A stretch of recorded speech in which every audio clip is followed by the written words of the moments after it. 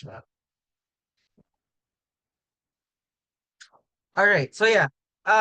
Good evening everyone. No, so from our previous discussions is napag-usapan na natin, no, and naging malinaw na para sa lahat what is the general concept of technopreneurship. No, we also discussed the different steps involved in technopreneurship. No, na kung saan the first one, no, is the ideation. No, in which from that ideation step, no, all of you came up, no, and presented different business ideas, no, that you think can offer an innovation, no, that you would like to offer, no, as a business concept or a business idea, no. We are also done with our discussion, no, about opportunity identification and opportunity evaluation, no, na kung saan from that discussion, no, I hope, no, that it could help you, no, for you to identify and to evaluate, no, if your business ideas are something that is scalable, no, or something that has a market demand, no, na kung saan kaya natin kailangang i-identify and kaya natin kailangang i-evaluate, no, if your business idea has an opportunity, no, for that idea to be converted as a business, no, because it will help us to determine if the business ideas, no, that you generated, or if yung mga business ideas na naisip nyong gawin, no, are something that are truly innovative, no, and whether they have the potential to be profitable, no, and in the market.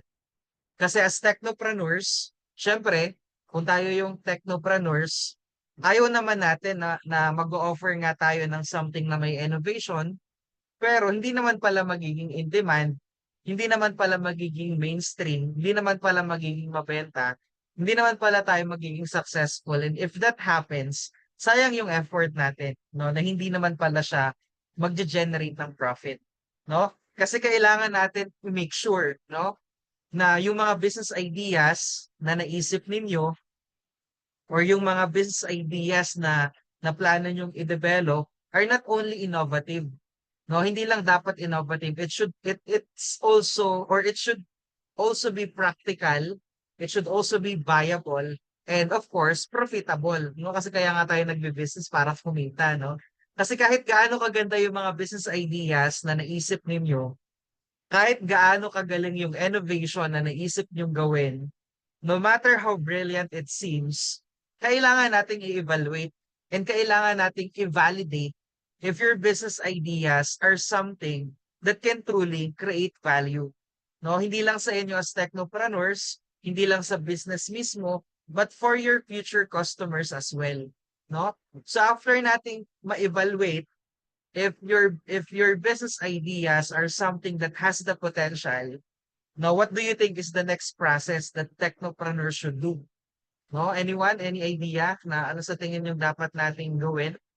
Next na gawin after you identify if the business ideas has the potential?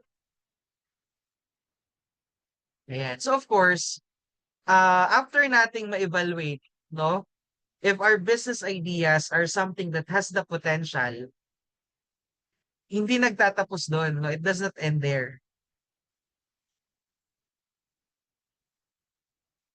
And it does not end there, no? Um, after the opportunity identification and opportunity evaluation, no, there is an essential tool, no, that technopreneurs or even entrepreneurs in general are using, and ito yung tinatawag natin na business models. Okay?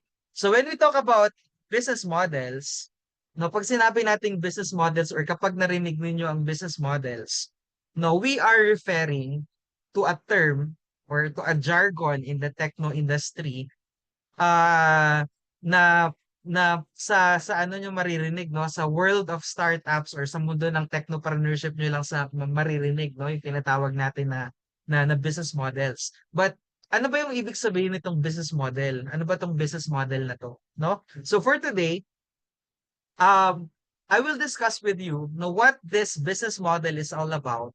Bakit ito importante for businesses or for startup ventures lalong-lalo na, and how these business models can guide you in planning, can guide you in operating, or can help you in growing your future business. No? So let's start with defining what is a business model. Okay? So kung napanood nyo na yung unang lecture na sinend ko, makinig pa rin kayo, no? Kasi this is a totally different lecture. Kumbaga parang mas elaborate yung explanation ko or para mas malinaw. No? So mapapansin nyo, medyo nag-iba na ako ng definition. No, the definition that is something na mas mabilis yung maintindihan. Okay? So let's start with defining what is a business model. Okay? Can someone please read what is the definition of the business model? Let's call someone from those students na hindi naka-open cam. Um,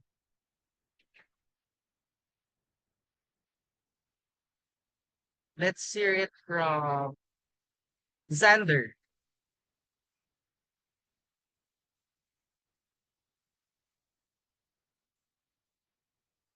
Xander, nandiyan ka ba? Headset lang ako. Hindi ko kayo naririnig. Naririnig niyo ako ng malinaw, no? Kasi parang kalaban ko ngayon yung lakas ng ulan eh. Ang lakas ng ulan kasi sa labas ng office ko. So, ayan, Xander, nandiyan ka ba?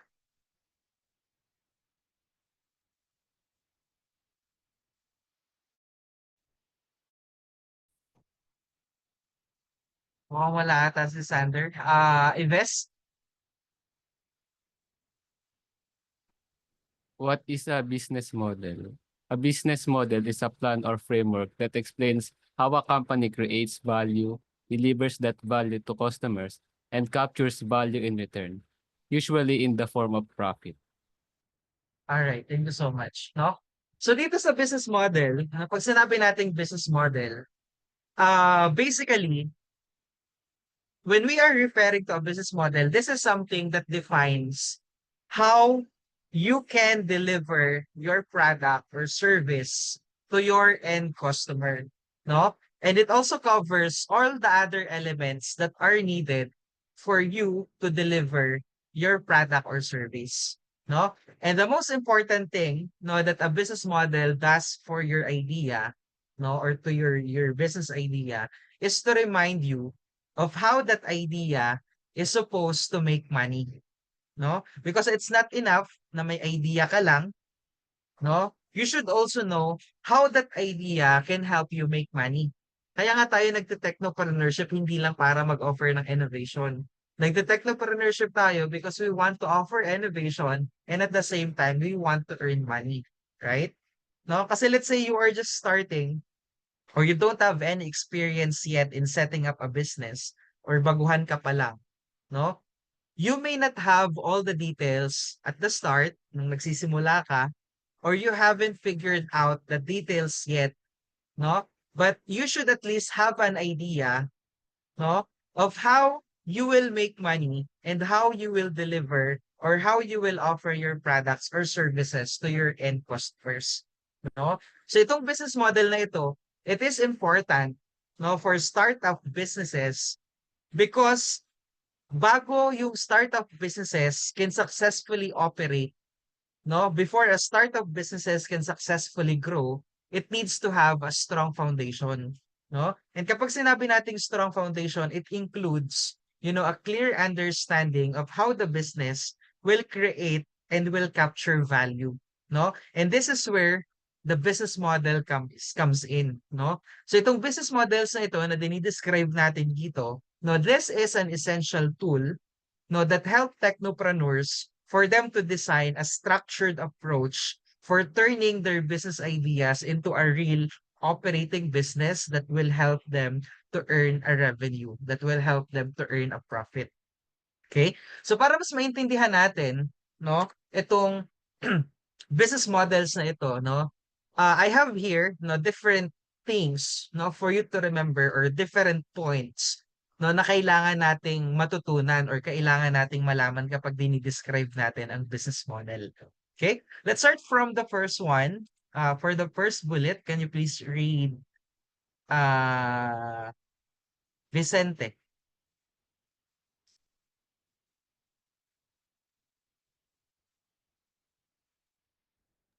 Sir, sino pong Vicente?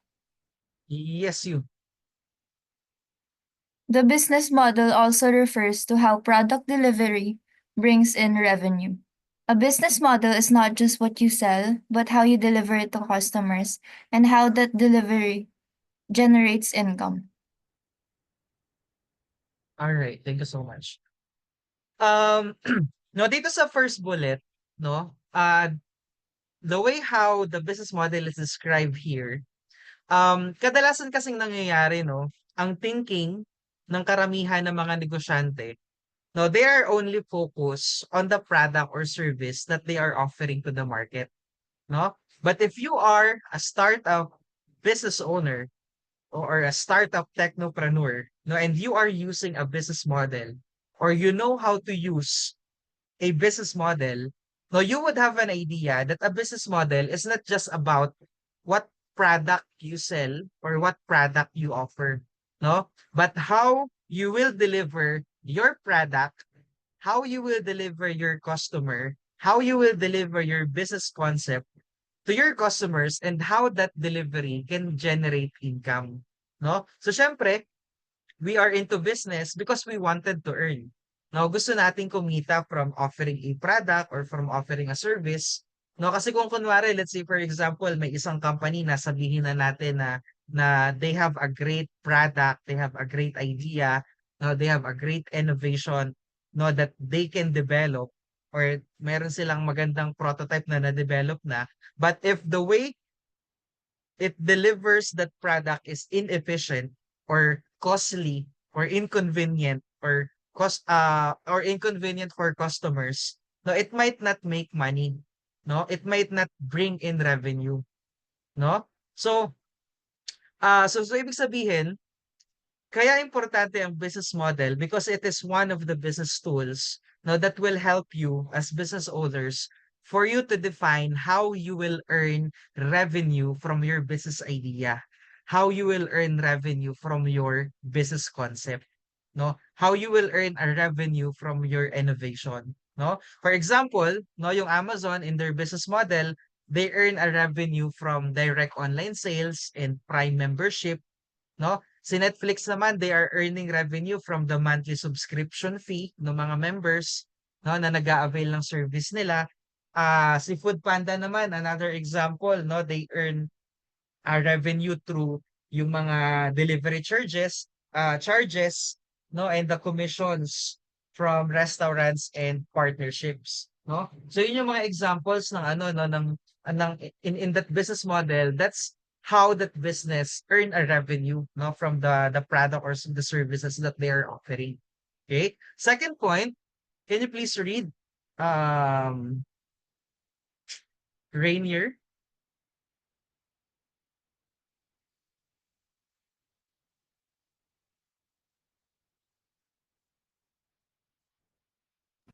Rainier, nandiyan ka ba? Hello? Narinig po Yep, ba? yep.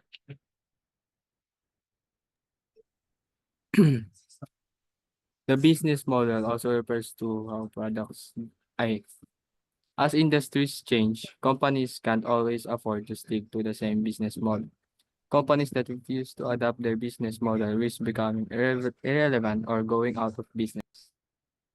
Alright, thank you so much, no? So dito naman sa pangalawang bullet point na 'to, no, as industries change, companies can't always afford to stick to the same business model, no? So from our previous lecture, kung naalala nyo, sabi nga natin, no, industries are always changing, no? Because of the technological advancements na meron tayo, because of the increasing new technologies, because of the changing customer preferences, no, because of continuous business competitions, no, even government regulations and even the global events, no, like the pandemic, no, businesses and companies need to always change their business models, no.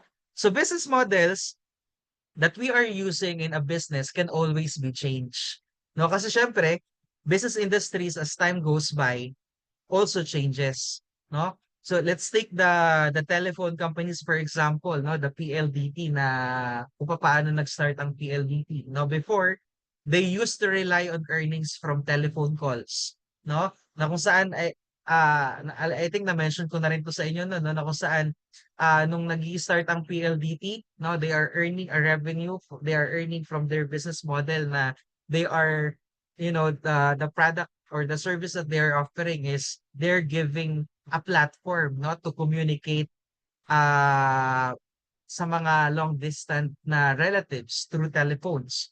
No, kasi hindi lahat may access sa telephones eh. No, kasi yung telephones before medyo makakakita ka lang nun sa mga opisina, no? So they use that they with that business concept, they're earning from the telephone, ang tawag nila doon, telephone payphone, parang gano'n, no? Payphone charges, no? And as time goes by, no? Siyempre may mga innovations, no? Then such a time na ang nauso naman is nawala na yung ano, no? Nawala na yung mainstream sa telephone call kasi nagkaroon na ng mga mobile phones, no? However, hindi mo magagamit yung mobile phones kung wala kang load, no? So from that, from the payphone revenue model no, na nagiging revenue stream ng PLDT, they need to change. They need to transition. So they are now earning from the loads no that the customers are buying kasi kailangan nilang mag-text, no, kailangan nilang mag-GM, 'di ba? Kailangan nilang yeah, technically bumili ng load, no? In which in our current industry, no, that those telcos now are earning less from those activities or from those services, no, na payphone or load, no, because uh, they now earn more from other channels like the data and the Wi-Fi. No? So from the PLDT itself, ganun, no? Ganun yung naging transitions niya. Ganun yung naging different, ano niya, no? Different business models na kailangan niya gawin. Kasi nga, the industries are changing. Kailangan nilang mag-adapt.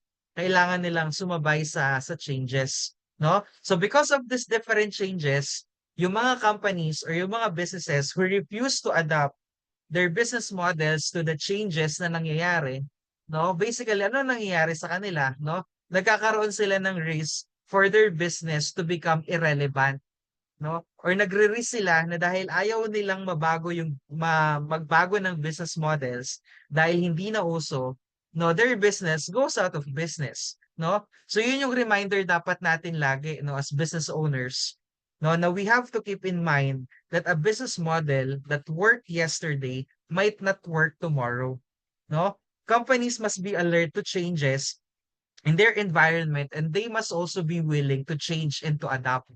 Now, which means adjusting or completely changing their business model for them to survive and for them to grow.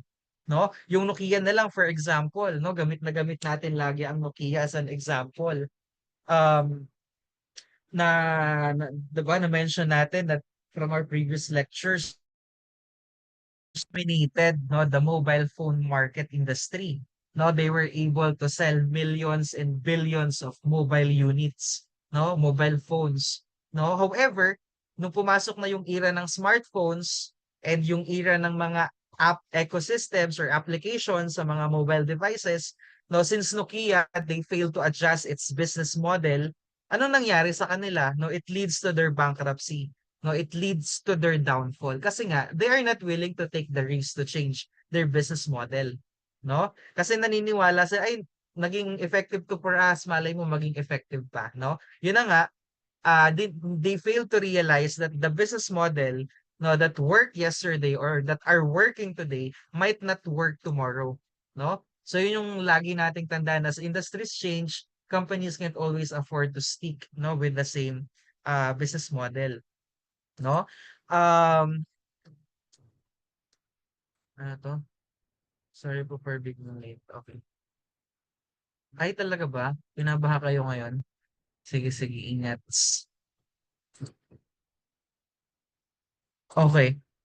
Um, nasaan na nga ako? Ayun, no? Um, let's proceed to the third bullet. Ayan, pag nade-distract talaga ako, nawawala ako sa momentum. Ayan, sige. Punta tayo sa third bullet. May question ba kayo before we proceed pala? May questions about these 2 points? None? Everything's clear? Can you see thumbs up?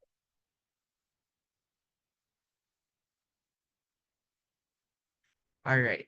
Okay. Sige, let's go with the third bullet. Can you please read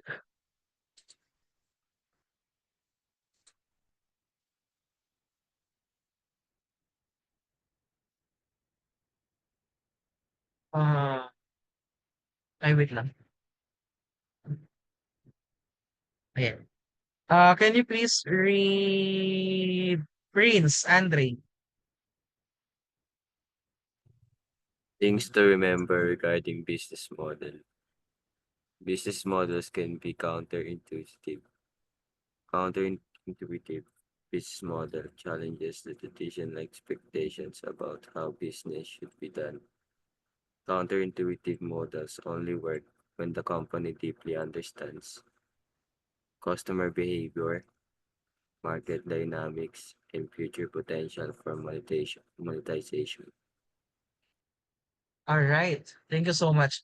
Prince, based from what you read, paano mo naintindihan itong pangatlong point ng business model?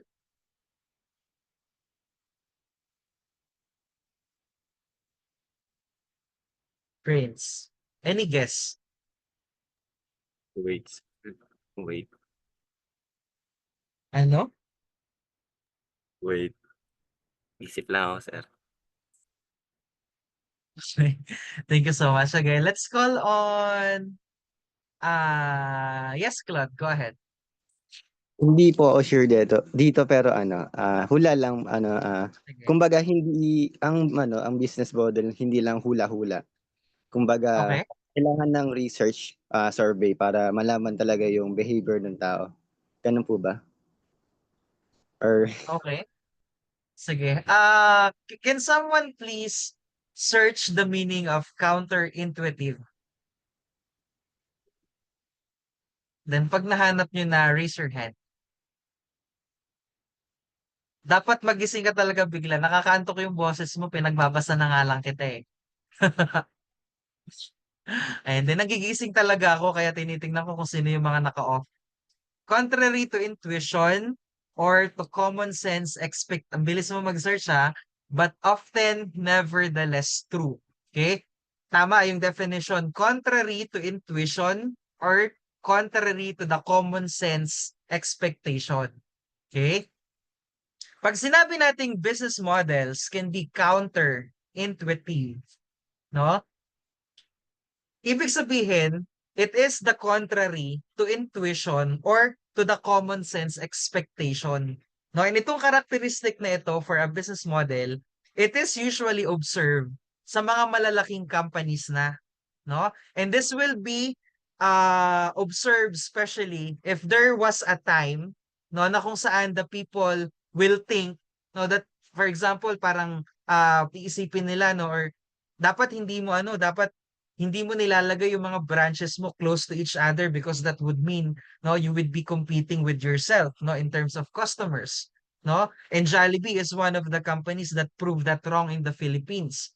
No, kasi syempre kung may mga branches yung business mo, ang unang thinking dapat hiwa-hiwalay yan, kaya nga branches, no? But Jollibee is a very good example that is doing this business model that can be counterintuitive, no? Which is if you can notice minsan, 'di ba, makikita natin yung mga Jollibee branches are quite near each other, no? Minsan magkakatabi pa nga, no, yung different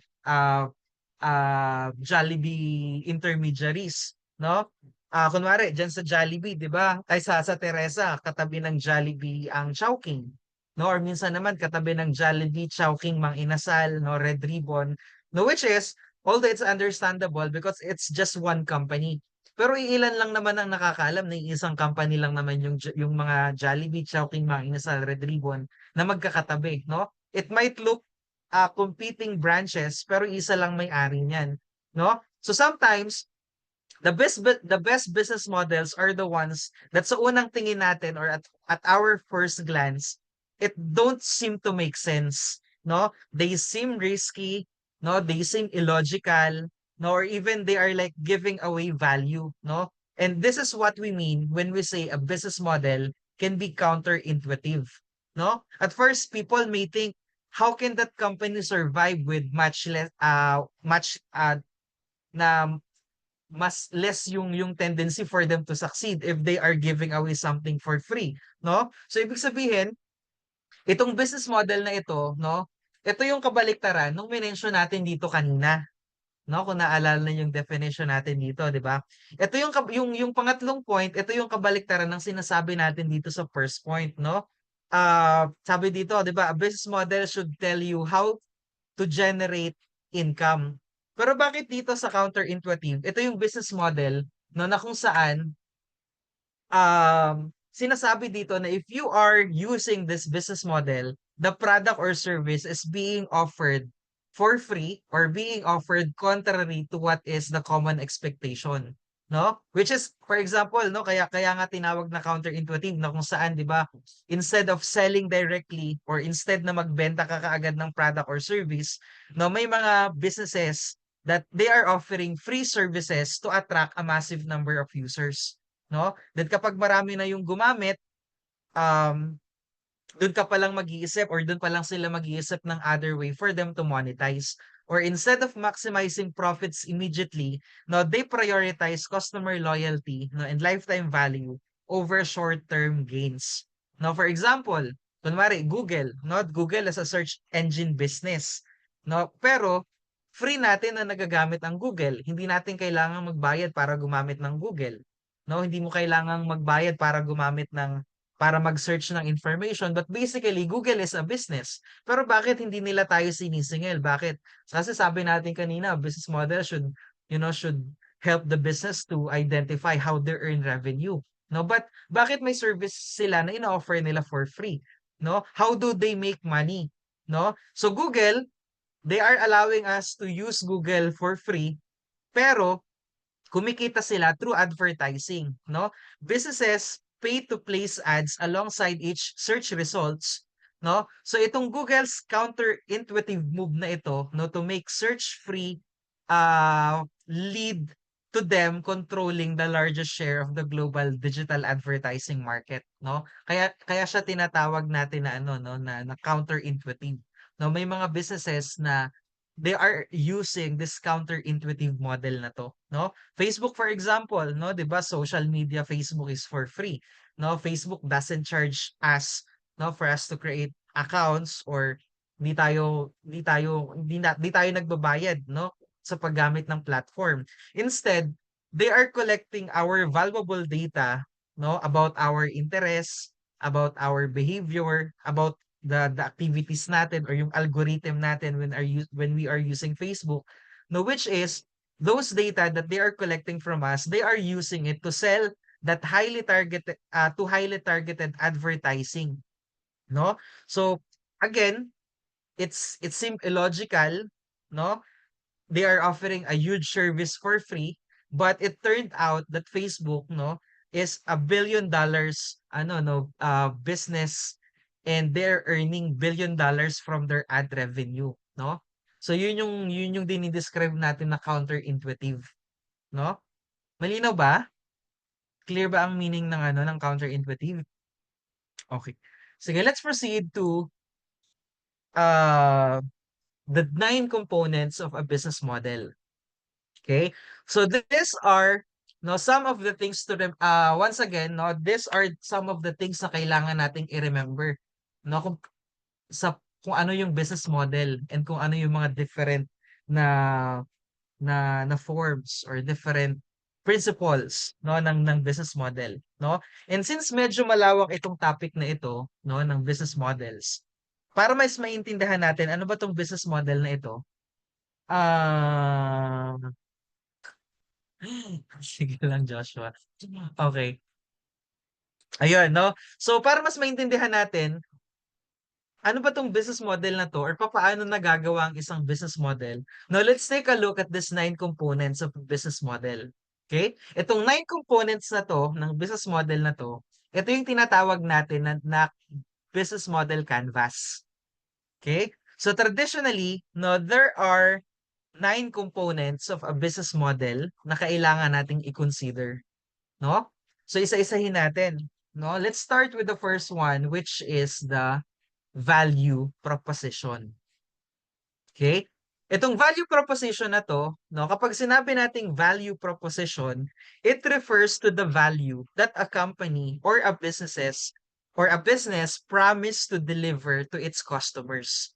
No? So itong value proposition na ito yung something like ano ba yung value na maibibigay ng isang business dun sa customers who choose to buy their products or to customers who choose to avail a service. No? And itong value proposition na ito, it can be presented as a business or a marketing statement that a company can use for them to summarize why a consumer or why a buyer or why a customer should buy a product or use a service. No? Kaya siya tinawag na value proposition. Okay? Tandaan na proposition. Kasi last time may nagkamali, di ba? So itong value proposition na ito, is tinuturing natin na the heart of a business. No, because it answers the most important question that every customer has. Why should I buy from you instead of buying from your competitors? No? So once again, itong value proposition na ito, no, it refers to the unique value that a business can offer to its customers. No? And a business value proposition, no, can be one of the most important elements of your overall marketing messaging. No, kasi once again, a value proposition, no, will tell to your buyers or will tell to your customers kung bakit they should buy your products or services or why they should do business with you rather than doing business with your competitors. Okay? Clear po ba tayo? Malinaw? All right, no? And these questions, no, that we can read here, no, why do your customers buy from you? Or what motivates people to choose you, to choose your products over the hundreds of alternatives from your competitors? Or what makes your company and your products better than the rest? No? So the answer or the answers to these questions, no, is your value proposition. No? Once again, pag sinabi nating value proposition, it is the value that you promise to deliver to your customers after they buy your products or your services, no? And if you have a strong value proposition or a strong or yung strong na value proposition is what attracts your customers to your business, no? It's what sets you apart from your competitors and it gives your customers a clear reason kung bakit nilang kailangan bilhin or bakit nilang kailangan tangkilikin yung products or services na ino-offer mo rather than those from the competitors, no? So I have different examples here. Itong mga example hindi ko na napalitan pero elaborate ko na lang, no? We have Netflix for example, no? Watch anywhere, ang value proposition nila, watch anywhere, cancel anytime, no? So with Netflix subscription, it will allow us to watch movies, to watch series via TV, via laptop, via mobile devices. So anywhere we go, no, as long as na-download natin siya sa mga mobile devices natin, we can watch it and we can cancel our subscriptions anytime, no? So ito yung value proposition na in-offer ng Netflix, no, na kung saan Netflix lang yung may ganitong klase ng value, no? Um, na hindi katulad ng mga ibang mga competitors niya na may mga restrictions sa TV mo lang mapapanood, sa laptop mo lang mapapanood, but there's no way for you to watch sa mga mobile devices. Parang gano'n, no? So this is what Netflix sets them apart from their other competitors, no? So ito yung value proposition na meron sila. Sila lang yung merong ganitong value na ino-offer. No, sila lang yung parang if you would offer this value proposition to the customer, syempre mas pipiliin nila kasi parang it's more convenient, no? Comparing to the other competitors. Okay? Let's have another example, Spotify. Okay? So their value proposition is music for everyone, no? That really drives that point that no matter who you are, no? How old you are, or what kind of music yung trip mong pakinggan, what kind of music you're into, no, they've got the music you love, no? na it's also convenient, no? It's also um ano no na parang there's also a value na sila lang yung makakapag-provide sa customer. Parang gano'n, no? So that's the value proposition, no? And another example, yung Zoom, no? The value proposition that the Zoom is offering, um, parang Zoom helps you keep your life moving, parang gano'n, no? So syempre, which is mas na-appreciate natin yung value proposition ng Zoom nung nag-start yung pandemic. No, which is nung nag-start ng pandemic lang talaga naging ano, no, naging in demand ang Zoom. Pero bago pa nag-pandemic, may Zoom na talaga, no? But because of the pandemic, parang mas nagkaroon sila ng value, no? Na talagang nag-materialize yung value proposition nila that Zoom will help you keep your life moving kahit may pandemic, kahit may restrictions, kahit may heat index, no? Kahit no, may cancellation ng classes, no? So tayo, for example, itong Zoom, because of this Zoom, na natutuloy natin yung dapat nating yung na-cancel na klase natin, no? So ayun, no? So that's the value proposition that Zoom is offering. Although may mga other na rin na nag-o-offer ng ganito, but sila yung pinaka nag-start, no, offering this kind of value. May nag-message pa? O wala. Okay. No? So and also I have to make it clear, no, na yung kasi ang karamihan kasi nagiging perception din ng karamihan that kung ano yung business slogan, ano yung tagline ng business, yun na yung value proposition, no? Minsan, may mga businesses na kung ano yung value proposition nila, yun din yung tagline nila, no? But uh, I have to, to make it clear that the business slogan is sometimes different from the value proposition. No, kasi a slogan is a quick, catchy phrase, no, that identifies a brand. No, while a value proposition tells you anything about the brand or tells you what's the unique value that brand is offering to the customers. No, so value proposition communicates what they do and why the customer should care or why the customer should buy the products. No, yun nga, but sometimes yung mga companies na kung ano yung value proposition nila, no, yun na rin yung nakikilalang marketing slogan from them, no? So once again, this value proposition is about identifying the problem, no, and coming up with a solution that your business will offer, that your business will resolve, no? Ano yung mga possible na need that your business will attempt to provide, no? And in order for the business na itatayo mo na maging successful, it needs to provide the needs that people should have, no? Kasi kung hindi, how can you convince your customers? How can you convince your buyers to buy your products or services kung hindi mo maipaparating ng malinaw sa kanila kung ano yung value proposition that your product or that your service is offering, no? So ganun kaimportante yung value proposition. Okay? Questions?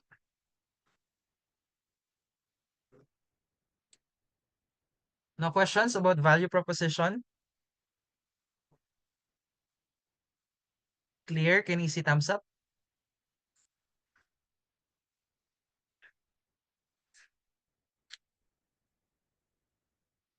Hmm.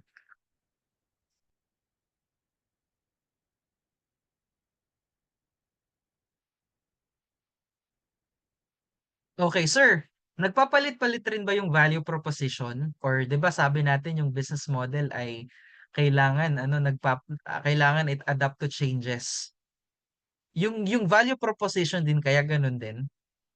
Anyone who has an idea?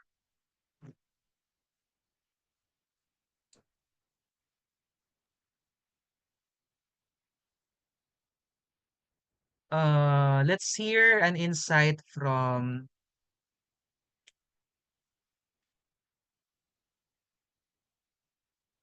uh,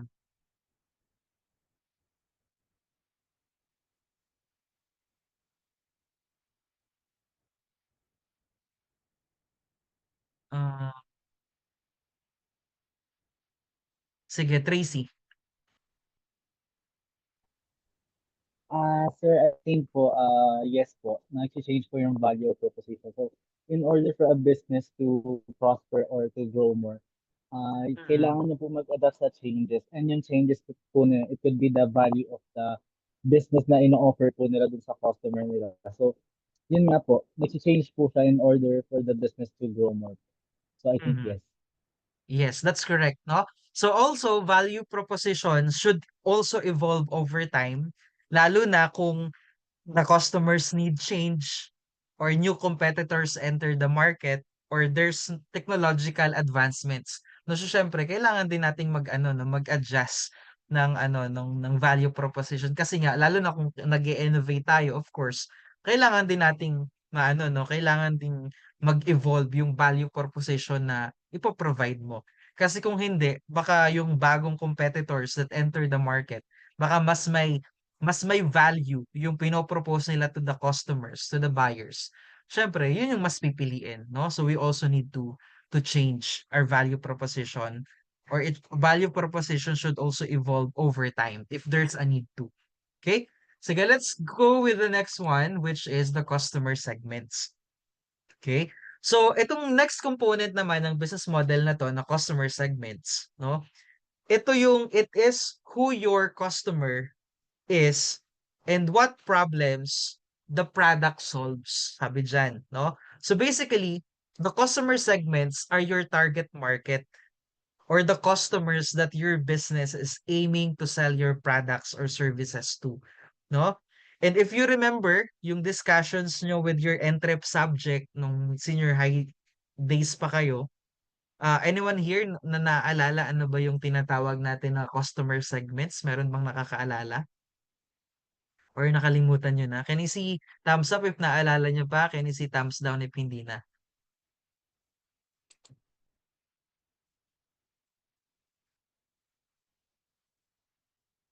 Wala. Walang reaction. Mga nonchalant. Anyways, yeah. Pag sinabi or just a reminder or a refresher, no? Um, yung mga customers na meron kasi tayo in the market, these customers or these different customers can be segmented into distinct groups based on their needs, based on their behaviors, or other traits that they share, or it can be through demographics. Kasi kaya nga, di ba may tinatawag tayong demographic segmentation. No? Kasi sa demographics, nakadepende sa age, nakadepende sa ethnicity, no? Nakadepende sa profession, sa gender, sa psychographic factors. Kaya meron tayong psychographic segmentation, no? Na nakadepende sa factors such as spending behavior, interest, or motivations, no? And there are a lot more different types of segmentation and we are calling it market segmentation, no? So in any business, we have to remember that not all customers are the same, no? Na kung saan the different groups of people have different needs, no? Meron tayong different buying behaviors, meron tayong different ways how we perceive the values ng mga products. No, that's why the customer segments is one of the components of a business model canvas. No, and as a business, you can choose to target a single group or multiple groups through your business products or services. Now, although may mga businesses that they can offer or they can target multiple segments, no? Pero dito sa market segment, if you are a startup business, no, you have to match your customer segment to your value proposition, no? You have to, or parang there is a chance na yung business mo will produce a great deal of profit kasi it is fundamental no para sa isang business for you to understand yung tinatawag na trade-off no between the different customer segments that your business wants to target and the value proposition that you will create no para mas ma-employ natin no yung business model that will best fit no to the needs of your chosen customer segment no kasi as business owners, no, we should usually think a lot about ways, no, how our customers will buy our products or will buy our services, no? And for example, as kunwari kayo yung founder or kayo yung owner of your startup business, no, you need to really understand kung sino yung target customers mo, no? And what you can offer to them and how you can solve their problems, no? So when creating or running a business, it's important, no, for us to clearly define who your customers are. No, you really have to define or to identify sino yung pinaka-target na customer ninyo. Sino yung pinaka-target na market ninyo or sino yung pinaka-segment targeted segment ng ano no nung customers, no, to whom you will offer your products or services.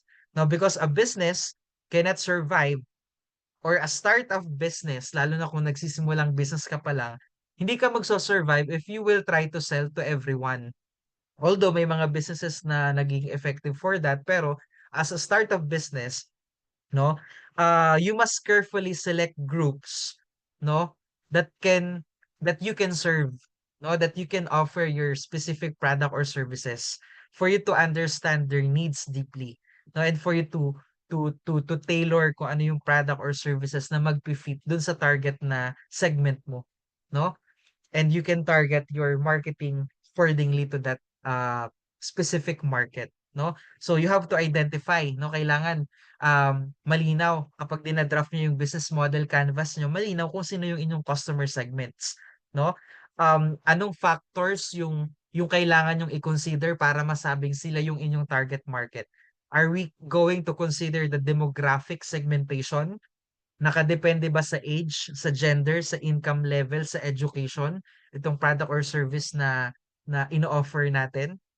Or you will be using the geographic segmentation, no, na itong ino-offer mong product or services is dependent sa country, dependent sa region, sa city, kung rural man yan or urban, no? Or nakadepende sa tinatawag natin na behavioral segmentation, yung product or service na ino-offer mo will be dependent upon the different buying habits, the different brand loyalties, or the different product usage of the customers. No, yun yung tinatawag natin na behavioral segmentation. Or you will be using the psychographic segmentation na nakadepende sa lifestyle, nakadepende sa values, or nakadepende sa personality, no? Yung target ninyong ano, customers or target ninyong market, no? Although may mga businesses that I mentioned earlier, may mga businesses that they often have multiple customer segments, pero they might need different approaches for each, no? So, syempre, may mga businesses na kaya nilang mag-multiple customer segments, but as startup, kailangan it's clear for you kung sino yung pinaka-specific target na market mo, no? So that's the customer segments. Questions? None? Sige, let's proceed with the next one, which is the distribution channels or the channels. Okay? In business, kapag sinabi nating channels, ito yung ABS, and the joke lang. This refers to how you will distribute and how you will sell your products, no? Itong channels na ito, hindi ito yung ano ha, hindi ito yung GMA, hindi ito yung ABS-CBN. Pag sinabi nating channels, this is how a business communicates and reaches to its customer segments, no? Sabi diyan, how you'll distribute and sell your products. Okay? So channels are the best ways a company communicates with and delivers its value proposition to its customer segments, no? So kung i-visual natin, pag sinabi nating channels, ito yung bridge or ito yung tulay na magkokonekta between your business and your customers, no? Kasi without these channels, without these distribution channels, without them, even the best product or the best service would be invisible to the customer segments. No, kasi kung for example, meron kang magandang value proposition, meron kang specific na target na customer segment, pero there's no way for you no to bridge, or there's no way for you to let your target market know kung ano yung value proposition mo. Hindi makakarating sa kanila without the channels, no? So a business must use the right channels for them to reach the right people at the right time, at the right way, no? So lahat ng business, regardless whether it's a small or a big business, no, you need to properly choose the right distribution channels, no? And choosing the right channels can impact your business marketing and marketing model, no? Regardless kung online selling man yan, or e-commerce, no? Or meron kang physical store, no? Those are the different channels distribution channels, no, na pwede mong gamitin, no? Are you on online selling, e-commerce, physical store? No, you need to identify what will be your distribution channel. Ano ba yung mga examples ng distribution channels? No, we have direct selling, no? Meron tayong indirect channels. No, pag sinabi nating indirect channels, it's selling through intermediaries, no? And we have different dual distribution, no? So once again, kapag sinabi nating distribution channel, this is how or papaano nakakarating sa customer mo or end user yung product mo, no? And in today's technological business advancement, no, because of the technologies na ginagamit na ng mga businesses ngayon, no, these channels could be physical channels, no, such as store, no, na may physical location ka, or it could be virtual channels, no, which is ito na yung mainstream ngayon, no, meron tayong mga 'di ba kasi meron na mga different e-commerce websites eh, no, that we are selling online, no? We have Shopee, we have Lazada, we have Zalora, we have Amazon, no? And minsan may mga businesses that they are using a mix of both physical and virtual channels, no?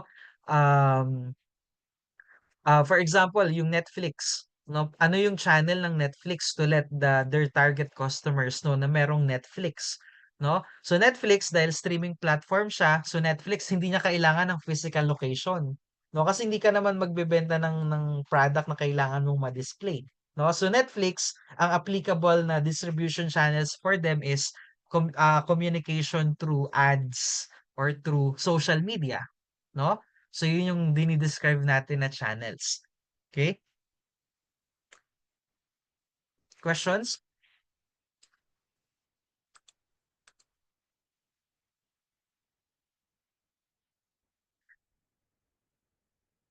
Sige, Chris, go ahead.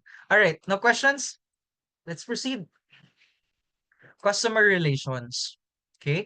So, this component of a business model, no, will tell us how you will create demand. No? So itong customer relationship na ito, it will describe what type of relationship your business may establish with your specific customer segments, no?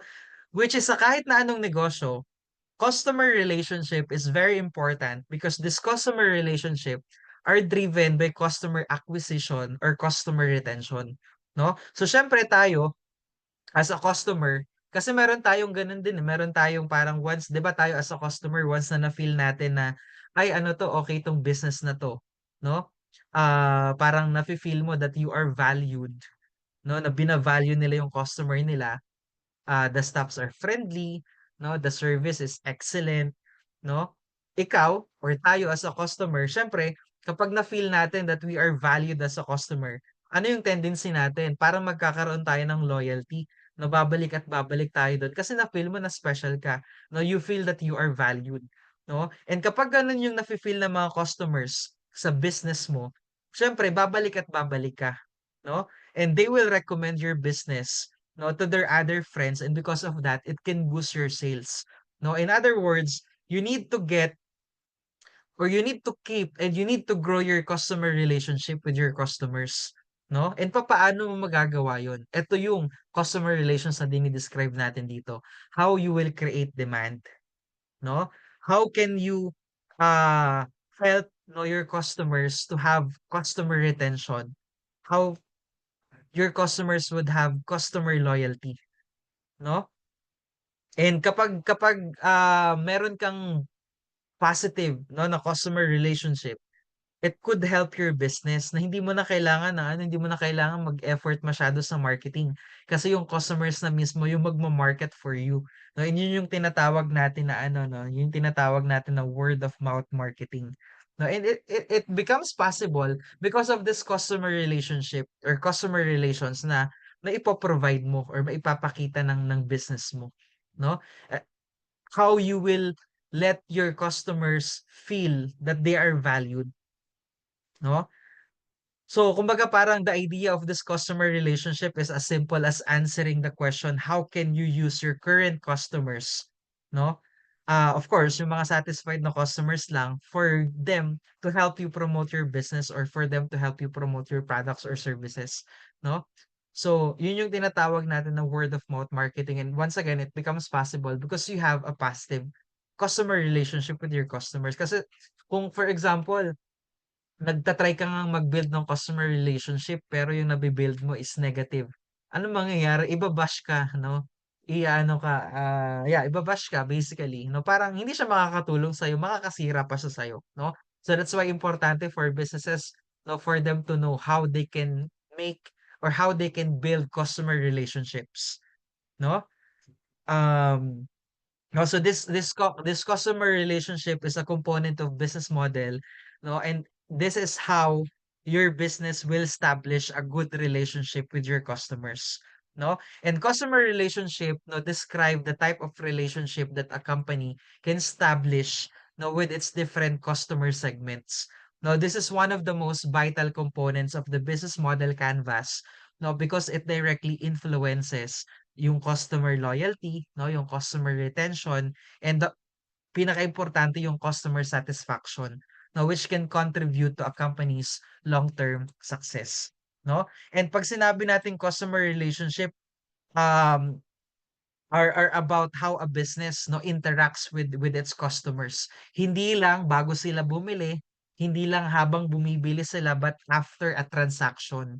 No, yun yung tinatawag natin na customer relation. Kasi 'di ba minsan may mga businesses na, or for example, pupunta ka sa isang sabihin na nating phone store. No, pag pupunta ka doon, syempre mababait yung mga staff sa'yo kasi bibili ka. 'Di ba? And habang bumibili ka na, mabait sa'yo kasi ina-assist ka, no, before, during. Pero the question is, ano yung meron ba silang after sales care na tinatawag, no?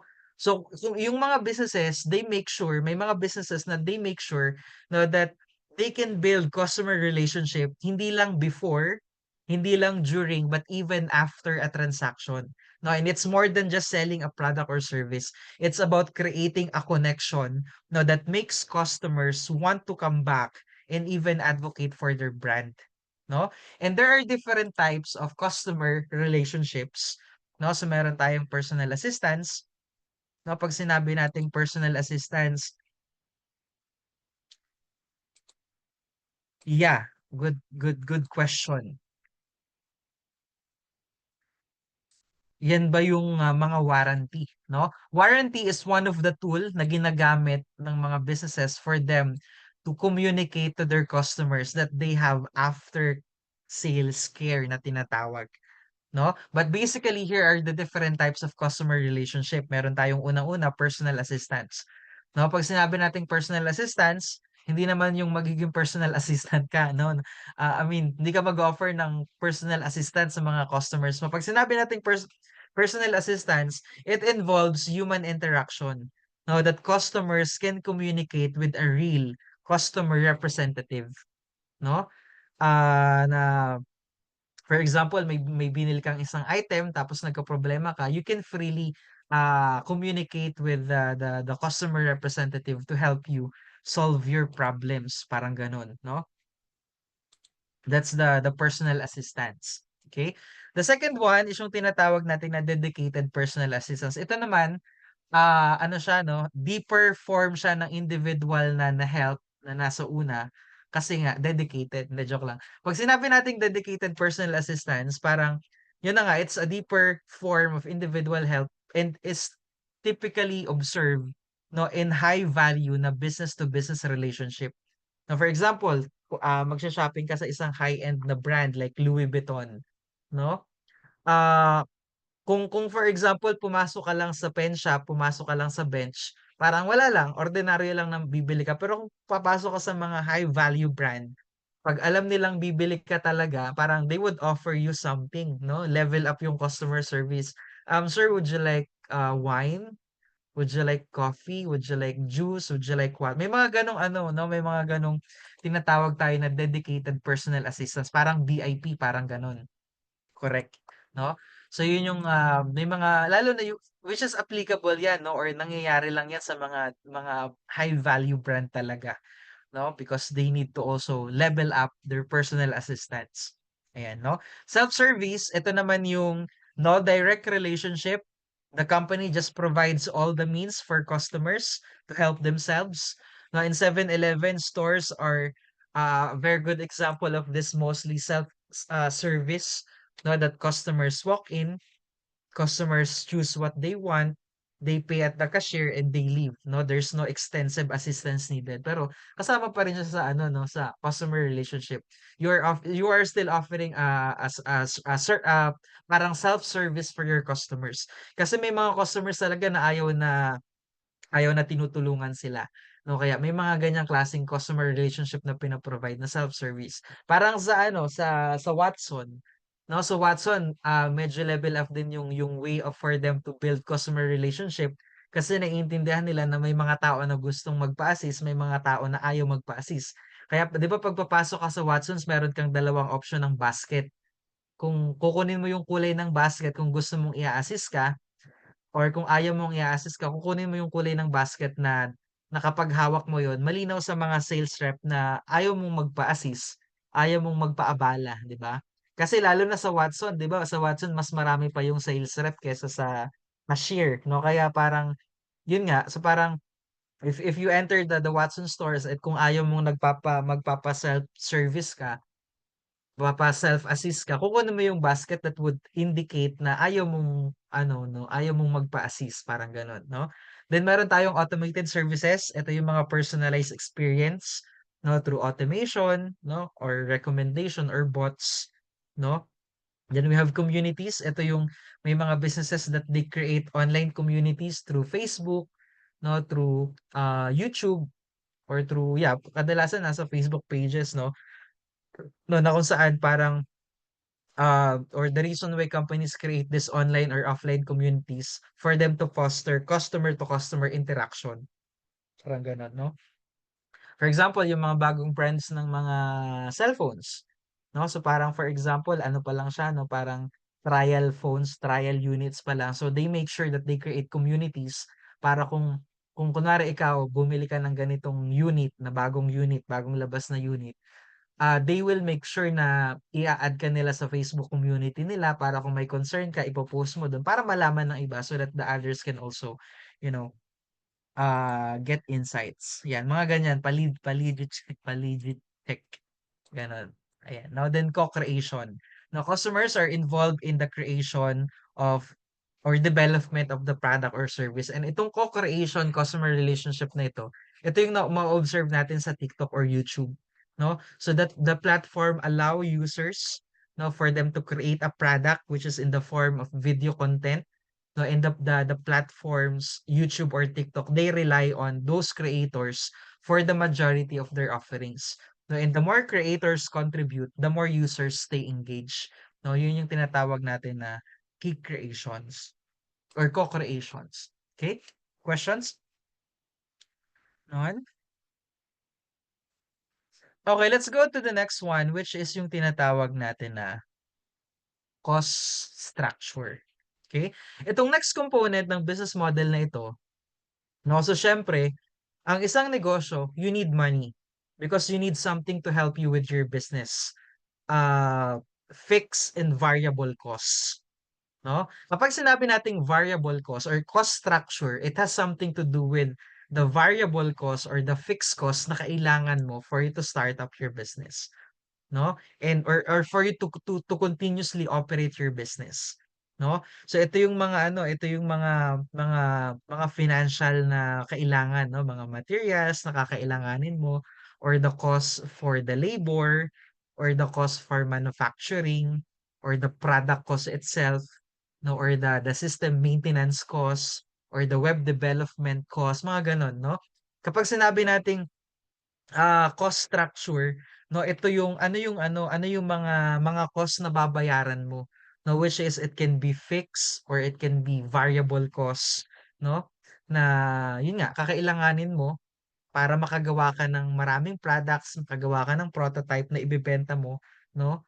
Or kahit hindi mo ibebenta, ano yung mga kakailanganin mo for you to create no your MVP, no? Or ano yung mga expenses na mare-required for you, no? Sa operation or sa development ng product. So ito yung dinidescribe natin na cost structure. Okay? Let's go with the next one, which is the key activities, no? So syempre, hindi mawawala itong key activities na to, no? Kapag sinabi nating key activities, these are the tasks, no, that your business must perform for your business to succeed, no? So itong mga activities na ito, no, when it comes to the business model, kapag sinabi nating key activities, these are any activities na kung saan yung business mo should be engaged, no, for that primary purpose of making a profit. No, so ano ba yung mga example ng business activities? No, for example, yung product mo, no, or yung innovation mo is a software or an application, no? So ano yung mga process na kakailanganin mo, no, for you to fully develop that prototype, no? For example, kunwari gagawa ka ng website, and your website you're offering a service. So ano yung mga process? Ano yung mga activities, no? Merong mga branding, designing, logo designing, branding, ano parang mga ganon, no? Web development, no? Mga um um product prototyping, product testing, mga gano'n, 'no? So, yun yung mga dine-describe natin na key activities, the tasks that company must perform to succeed. Okay? Questions? None? Sige, let's go with the next one, which is yung tinatawag natin na key resources. Okay? Itong key resources naman na 'to na component ng business model canvas, we are not just only talking about the money or the capital here kasi nasa cost structure na siya. But we are also talking about the other resources that are also important in a business, no? So these resources are needed to create value for your customers, and we can consider these resources as assets to your business, and these resources are needed para ma-sustain and para ma-support mo yung businesses mo, no? So ano ba yung mga different examples of these resources? Meron tayong physical resources. No, pag sinabi nating physical resources, ito yung mga tangible items that you can see, that you can touch. No, for example, building, kung kailangan mo ng building, vehicles, machines, no, mga distribution network. So yun yung dinidescribe natin na key resources. Pag sinabi naman nating human resources, syempre, it's referring to people, no? Which is, sabi nga natin, people are often the most important resource, especially in businesses that depend on different expertise. No, kung for example, yung product na dinedevelop mo, kailangan mo ng magaling sa hologram, no? So you need an expert, no? Or kunwari, yung dinedevelop mong product, dinedevelop mong service has something to do with the medical field. Eh, mga IT kayo, hindi naman kayo mga doctor. So you would be needing human resources. You would be needing skilled doctors. You would be needing skilled laborers. Parang ganun, no? So yun yung human resource. Okay? Then, syempre, intellectual. Sinabi nating intellectual resources. Ito yung mga intangible assets. No? Like yung brand, trademarks, patents, copyrights, no? Partnerships, proprietary knowledge, no? So yung tinatawag natin na intellectual resources, and of course, the financial resources. Ano yung pag sinabi nating financial resources, ano yung mga funds or lines of credit available to invest in operations or expansions, or for example, kailangan mo ng bonds, ng loans, or venture capital funding, no? So ito yung tinatawag natin na financial resources. Then meron tayo, key resources rather, then meron tayong tinatawag na key partners. Okay? This next component of a business model, no, na key partners. Kapag sinabi natin key partners, these are the relationships that you have with other businesses, no? Ito yung anong partnership yung anong partnership yung kakailanganin mo in order for you to fully um develop your business plan, in order for you to fully implement kung ano man yung plano mong gawin sa business, parang gano'n, no? So parang ito yung ano, no, ito yung or bago ka pumasok sa isang ano, no, um bago ka pumasok sa isang business, lalo na kung may mga limited resources kang kailangan mong makipag-partner, kaya importante rin 'tong key partners natin na tinatawag, 'no? Ayan. And ayan, so 8 minutes na lang tayo. Ayan. So meron tayong 4 types of partnership, no? So may unang-una meron tayong tinatawag na buyer-supplier relationship. No, and this is the most common form, and it could help you to have a reliable and systematic source of supplies for your business. Okay? Yung pangalawang type naman, the competition. Pag sinabi natin competition, it is the combination of the word cooperation and competition. Kaya siya tinawag na competition. No? Ito yung type of partnership na kung saan the business is partnering with other business that are producing the same thing or offering the same products or services, no, na kahit na considered silang competitors, no, but they can collaborate with each other, no, and they are doing this kind of partnership because it can help them to gain more market share and for them to create more synergies. No, pag sinabi nating synergies, this is the interaction or cooperation of two or more organizations na kung saan both will benefit. No, ano yung example ng ano yung pinaka good example ngayon ng tinatawag natin na competition partnership?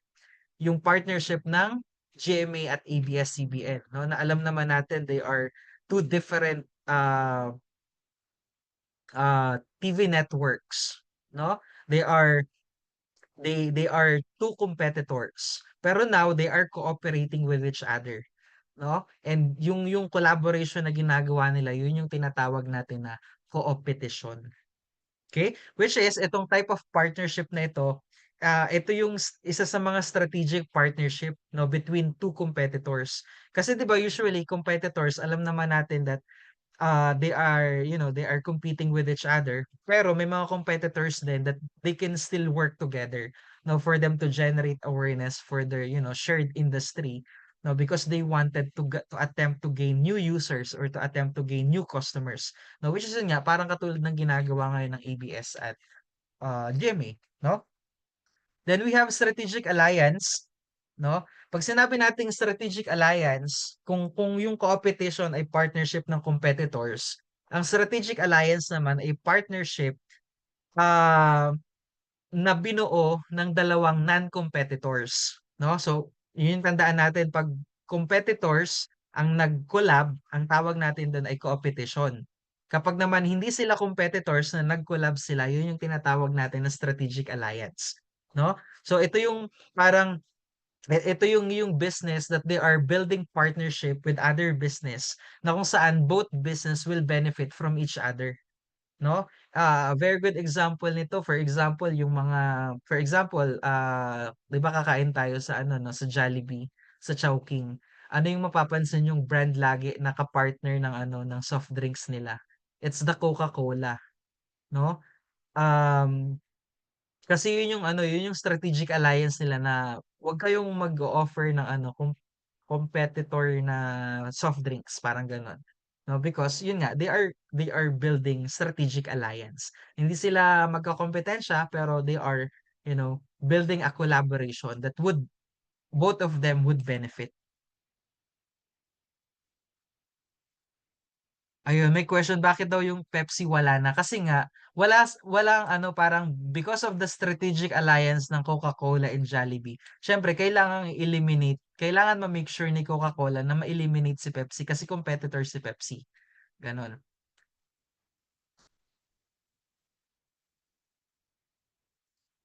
Or I don't know kung yung strategic alliance ngayon kay PUP and Pepsi is still ongoing, pero na-try niyo na bang bumili ng Coke sa loob ng lagoon? Or na-try niyo na bang yeah, kung for example nauhaw kayo and nag-try kayong maghanap ng Coke sa lagoon, PUP Lagoon, na-try niyo na bang ano makabili ng Coke or yung mga available lang is mga Pepsi products? Not sure ngayon kasi hindi na ako masyadong bumibili sa lagoon, pero palamig sir. Ayun, pero yun nga, ang alam ko kasi ang PUP ay merong strategic alliance with Pepsi na ang pwede lang maibentang mga soft drinks sa loob ng PUP ay mga Pepsi products lang, hindi Coke, ganon. So yun yung mga strategic alliance na tinatawag. Okay, then meron tayong tinatawag na joint venture, no? Ito namang joint venture nito, ito yung partnership kapag na kung saan the business is partnering with a complementary business to produce a new project. no? Usually itong joint ventures na ito, this is a type of partnership that usually takes place between large companies or large businesses. O ito yung tinatawag natin na company merging. No, sa mga napapanood natin sa mga pelikula na kailangang magpakasal para for joint venture, no? Yun yung partnership natin na tinatawag. Okay? Then we have the last one, which is the revenue streams. Okay? Ito yung pinaka for me, ito yung pinaka aside after the business, the value proposition, ito yung next na importante, no? Kapag sinabi natin revenue stream, coming from the word itself, revenue, meaning it is the amount of money that is brought into a business through the business various business activities, no, like sales of products or sales of services. No, and kapag sinabi nating stream, it is the flow of money na pumapasok sa business natin. No, and in every business, no, there are different ways kung papaano nagkakaroon ng revenue streams. No? But to make it easier to understand, kapag sinabi nating revenue streams, it is the revenue report of the money that we are getting out of doing the business activities. No, like pagbebenta ng products or services or pag-offer ng subscription. No, yun yung examples ng tinatawag natin na revenue streams. Ano yung different ways for you to earn a revenue, no? Subscription or commission or transaction revenues, no, or recurring revenues. Na pag sinabi nating transaction revenues, parang it's a money that you earn from one-time customer payment. Now, for example, bumili ka ng laptop. Siyempre, pag bumili ka ng laptop, isang beses ka lang magbabayad kapag 'di ba, kapag cash mong binili. No, that's the transaction revenue. Kapag naman recurring revenues, ito yung ongoing payments to support the continuous delivery of a value proposition. For example, Netflix. No, 'di ba Netflix hindi siya transactional revenue na isang beses ka lang magbabayad, magagamit mo na siya for a lifetime, no? So Netflix, you have to pay monthly. Kapag hindi ka nagbayad sa month na 'to, hindi mo maa-avail yung service na ino-offer nila, 'no? So, para mag-continuous yung pag-avail mo ng subscription ng service, you need to pay a recurring revenue, 'no? So, those are the two types of revenue streams, no? Transaction revenues and recurring revenues. Okay? Are we clear? Questions? None?